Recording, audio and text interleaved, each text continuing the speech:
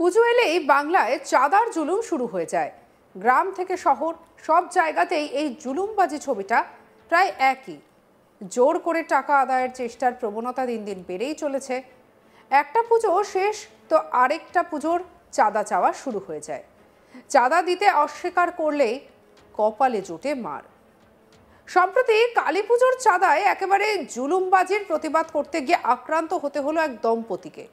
আক্রান্তদের বাড়ি ঘরেও ভাঙচুর চালানো হয়েছে। আর এই ঘটনায় অভিযোগের তীর কংগ্রেসের যুব সভাপতির দিকে। কি ভয়ানক পরিস্থিতি একবার ভাবুন। চাঁদার জুলুমবাজির প্রতিবাদ করতে গিয়ে একেবারে মারধর করা হয়েছে। ছি, এর থেকে লজ্জার আর কি বা হতে পারে বলুন তো।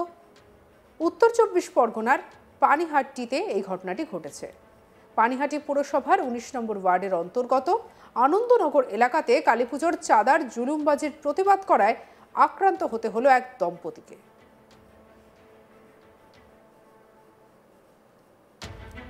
আক্রান্ত হওয়ার পাশাপাশি বাড়ি ঘরে ভাঙচুর চালানো হলো। ঘটনার অভিযোগের তীর উত্তর পানিহাটির তৃণমূল কংগ্রেসের যুব সভাপতি অর্জুন চক্রবর্তী এবং তার দলবলের বিরুদ্ধে। শাসক দলের ওই নেতা ও তার দলবলের বিরুদ্ধে ঘোলা থানায় অভিযোগ দায়ের করা হয়েছে।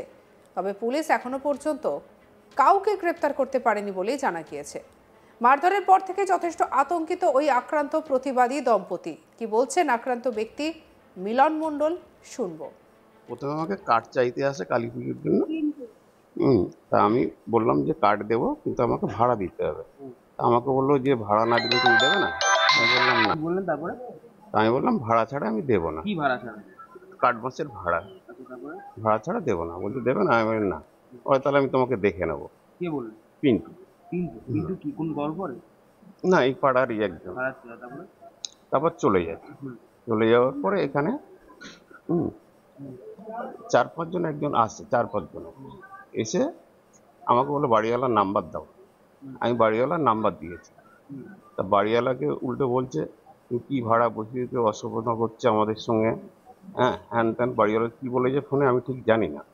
তা বাড়িওয়ালা আমাকে পরে ফোন করে বললো মিলনদা তুমি ৫০০ দিয়ে দিও, আমি ৫০০ দেবো। রীতিমতো আমার ছেলে ৫০০ টাকা দিয়ে দেয়। দিয়ে দিলে ওখানে শেষ হয়ে যায়, আর কোথা হয়নি। তারপর কালী পুজোর দিন এসছে।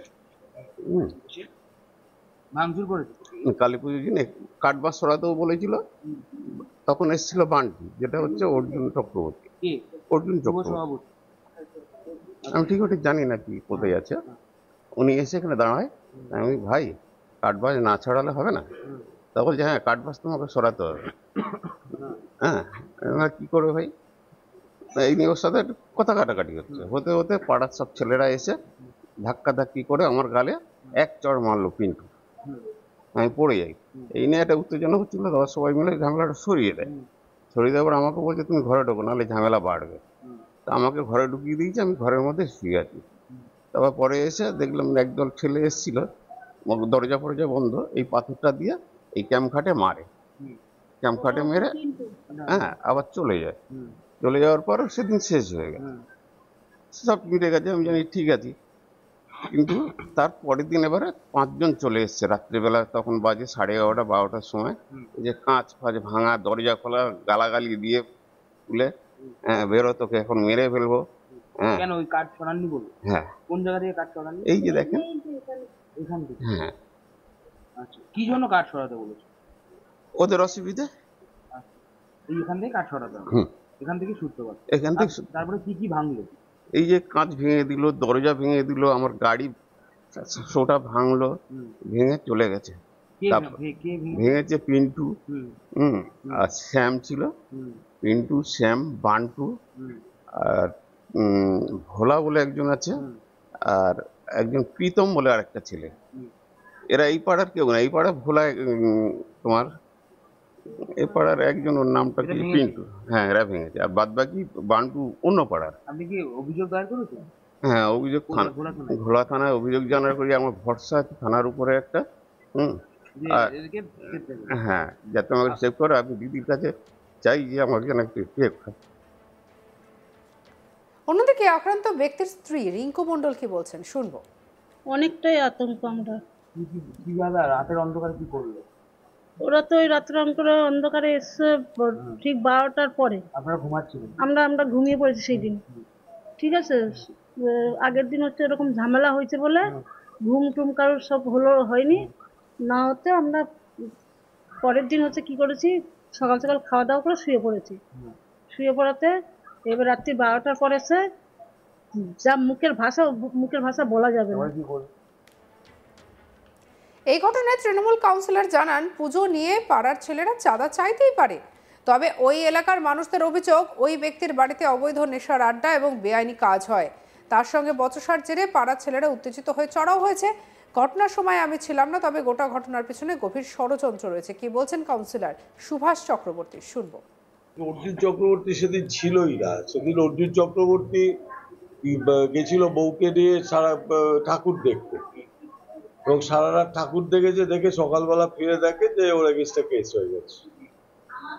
এবং ঘটনাটা হচ্ছে যে ওখানে একটা পুজো হয়েছে রবিরাচলে, ওই পুজো নিয়ে পাড়ার ছেলেরা চাঁদা চাইতেই পারে, এবং সেই চাঁদা ওই বাড়ির এগেইনস্টে কমপ্লেন হচ্ছে ওই এলাকার মানুষের যে ওই বাড়ি, এবং ওই বাড়িতে সব রকম ভাবেই বিভিন্ন রকম বাজে কাজ করা হয়, যার জন্য ওখানকার মানুষের বিক্ষোভ ছিল। তা আমি বলি যে পুজোর পর গিয়ে আমি ওটাকে দেখবো, কিন্তু পুজোর আগে এই ঘটনাটা ঘটে গেছে। পাড়ার ছেলেরা চাঁদার হোক আর জোর বিহেভিয়ারের জন্য হোক উত্তেজিত হয়ে কাজ টাজ ভেঙেছে টেঙেছে পাড়ার ছেলে। এখন এটা হতে পারে যে পাড়ায় চাঁদা দেওয়ার কোনো ব্যাপার হয়েছে কিনা জানি না। ও তো বলছে, আমি কাগজে দেখলাম যে বলছে 500 টাকা চাঁদা দিয়েছে, তাহলে চাঁদা দেওয়ার ব্যাপার কি আছে? এবং 400 টাকা যেখানে কাঠ ভাড়া ছিল সেখানে 500 টাকা চাঁদা দিয়েছে। চাঁদার ব্যাপার নয়, এটা ওর কিস্তা কাস্তি, এবং ও বলেছে 200 লোক ঢুকিয়ে ওদেরকে মারধর করাবে, এইসব কথা বলেছে, তার জন্য এই ঘটনাটা।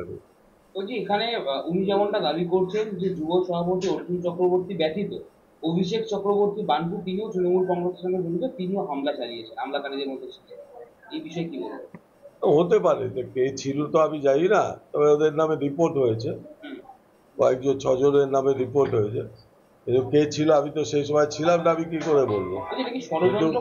এটা একদম ষড়যন্ত্র করে এদেরকে, মানে যেহেতু অর্জুন চক্রবর্তী সকালে আমার সাথে ওই পুকুর ভরাটের বিরোধিতা করতে গেছিল, এবং আপনার ইসে ছিল, এবং আমার মনে হয় পুকুর ভরাটে ধরাও পড়েছে, এবং সেখানে কোনো ষড়যন্ত্র আছে কিনা আমি জানি না, এবং এটা একটা ষড়যন্ত্র করেই এটা করা হয়েছে।